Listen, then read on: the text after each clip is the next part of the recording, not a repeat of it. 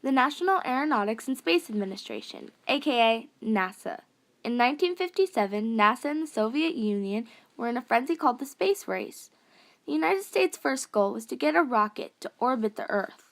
On April 9, 1959, NASA had chosen 7 astronauts for the mission.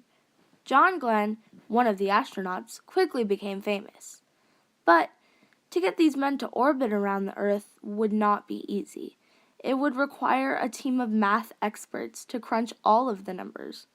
One specific group of these mathematicians were called computers. They were a group of African American women who worked on NASA's missions. But there are 3 important women of the bunch who really impacted the work. Katherine Johnson is the first. She was born on August 26, 1918 in White Sulphur Springs, West Virginia. She was a math prodigy and began high school at the age of 10. Johnson began working for NASA in 1953 as a computer. She was later called to find new math that hadn't been discovered yet. When John Glenn was about to orbit into space, he wanted her to personally verify the coordinates. When her verifications were right, John Glenn was successfully launched into space. And then there was Mary Jackson. She was born April 9, 1921 in Hampton, Virginia.